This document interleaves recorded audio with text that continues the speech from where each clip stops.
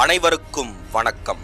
தமிழுக்கும் தமிழருக்குமான மிக நீண்ட வரலாற்றில் நம் முன்னோர்கள் மற்றும் கடவுளர்களின் வரலாறு என்பது மிகவும் பெருமைக்குரியது.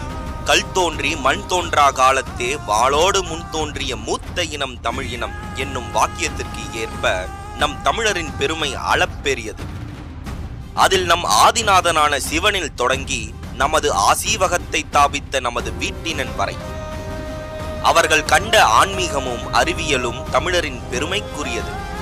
தமிழர் கடவுளர்களான சிவன், முருகன், திராவண இந்திர கும்பகர்ணன், கருத்தினன், பஞ்சபாண்டியர்கள் இவர்களை தொடர்ந்து கலியுகத்தில் கலியே அச்சப்பட்டு நடுங்கி இவர் நிர்வாண நிலை எய்தும் வரை உலகத்தில் ஏதொரு தீதும் நடந்திராது எம் மக்களை காத்து நின்ற கலியுக நாயகன், கல்லணை கட்டிய கரிகாலன், தமிழ்குடியான கள்ளர் குடியில் பிறந்த கல்லழகர், இந்த பாரதத்தையே கட்டியாண்ட பரதராஜன், திருமால் என்னும் திருமாவளவன், பெருமாள் என்னும் எங்கள் பெருமானவன், விஞ்ஞானத்தின் உச்சம் அவன், அவனே எங்கள் வீட்டினன்.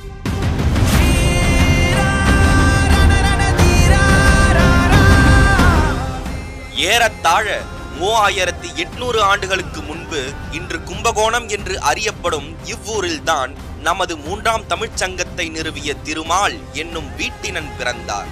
காவிரி படுகையோரம் விவசாயம் உருவாகிய காலம் அது. பொதுவாக விவசாயிகளின் மேனியானது வெயிலில் உழைப்பதன் காரணமாக கருத்து கல் போன்று இறுகி காணப்படும். இம்முறையில் இருந்து காவிரி படுகையோரம் உருவாகிய குடிதான் கள்ளர் குடி. இக்குடியில் பிறந்ததாலேயே இவர் கல்லழகர் என்று போற்றப்படுகிறார். பின்பு குருகுலம் பயின்று சித்தர்களின் மகா சம்மதத்தின் அடிப்படையில் இந்த பாரதத்திற்கே அரசனாகிறார். விண் ஆய்விற்காகவும் நிர்வாக கட்டமைப்பை மேம்படுத்துவதற்காகவும் தனக்கு பின் மிகச்சிறந்த தலைமுறையை உருவாக்கும் நோக்கத்தில் இன்றைய திருச்சிராப்பள்ளி என்று அறியப்படும் இவ்வூரையே தேர்வு செய்தார்.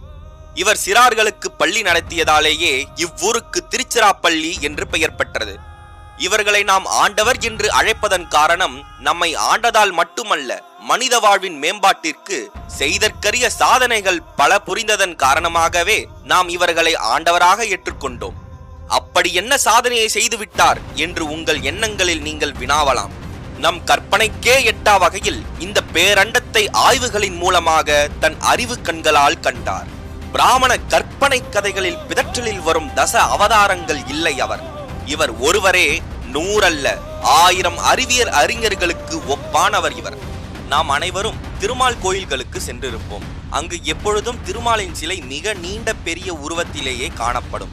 ஏன் வேறெந்த கடவுளுக்கும் இல்லாத சிலைகளின் அளவில் இவருக்கு மட்டும் இத்தனை பிரம்மாண்ட சிலைகள்? அது மட்டும் இல்லாமல் இவரது மேனியை பச்சை மாமலை போல் மேனி என்று கூறுவர். இவை அனைத்தும் நமது திருமாலின் தோற்றத்தில் மிக கம்பீரமான உடல் கட்டமைப்பை கொண்டிருந்ததற்கான ஆதாரமாக இருக்கின்றன. இவர் தோற்றம் மட்டும் பிரம்மாண்டம் அல்ல, இவரது வாழ்க்கையும் அறிவியல் கண்டுபிடிப்புகளும் மனித குலத்தின் மேம்பாட்டிற்கான பங்களிப்பும் பிரம்மாண்டமே. நாம் அனைவரும் ஆங்கிலத்தில் அரிசாண்டல் மற்றும் வர்டிகல் என்னும் சொற்களை கேள்விப்பட்டிருப்போம். அதில் அரிசாண்டல் என்பது திருமால் கிடந்த நிலையில் இருக்கும் தோற்றத்தை கொண்டு அரி சாய்ந்து, அரி சாய்ந்தல், அரிசாண்டல் என்று பெயரிடப்பட்டிருக்கிறது. இதைத் தொடர்ந்து 12 ராசிகள், 27 நட்சத்திரங்கள், ராக்கெட் தொழில்நுட்பம், நிலவில் முதல் விண்கலம் இறக்கியது, பஞ்ச அங்கங்களை கொண்ட பஞ்சாங்கம், குவாண்டம் தியரி என்னும் குண்டான் தியரி ஆகியவை.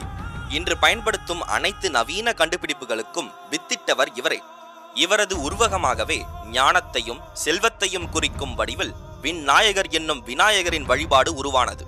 அடுத்ததாக இவர் வைகுண்ட பதவி ஏற்றார் என்பார்கள். இதன் காரணம் என்னவென்றால், சித்தர்கள் சீவசமாதி அடையும் பொழுது முதுமக்கள் தாழியில் வைக்கும் வழக்கம் தமிழர்களிடம் இருந்தது. இதுவே கடத்தினுள் கடவுள் என்றானது. அதேபோல் நம் வீட்டினர் சித்தர் நிர்வாண நிலை எய்தி குண்டானில் வைக்கப்பட்டு சீவசமாதி அடைந்ததை குறிக்கும் விதமாக வைகுண்டம் என்றும் அன்றைய நாளை வைகுண்ட ஏகாதசி என்றும் நினைவு கூறுகிறோம். இத்தனை சிறப்புகளும் அளப்பெரிய ஆற்றலும் கொண்ட நமது வீட்டினனான திருமாலின் வரலாற்றை மறைத்து விஷ்ணு மோகினி அவதாரம் எடுத்தார், பன்றிமுகம் கொண்ட வராக அவதாரம் எடுத்தார் என்றெல்லாம் இழிவுபடுத்தியுள்ளான் யூத பிராமணன். நமக்கான உண்மை வரலாற்றை இந்த சத்தியுகத்தில் மீட்டுக் கொண்டிருக்கும் நமது மதிப்புக்குரிய திருமிகு பாண்டியன் ஐயா அவர்களுக்கு இப்பேற்பட்ட திருமால் விழாவில் நன்றி தெரிவிக்க நாம் அனைவரும் கடமைப்பட்டிருக்கிறோம். இந்த உண்மை வரலாற்றை கொண்டு நமது கடவுளரான திருமாலை போற்றுவோம். உண்மை வரலாற்றை அறிவோம். விழிப்புணர்வு கொண்டு தமிழினத்தை மீட்போம். தமிழ் மக்களாகிய நாம் அனைவரும் 5ஆம் தமிழ்ச்சங்கம் என்னும் ஒற்றை கொடையின் கீழ் தமிழ் குடிகளாய் ஒன்றிணைவோம். வியத்தகு விநாயகனே போற்றி. வெற்றிவேல் வீரவேல், வெற்றிவேல் வீரவேல், வெற்றிவேல் வீரவேல்.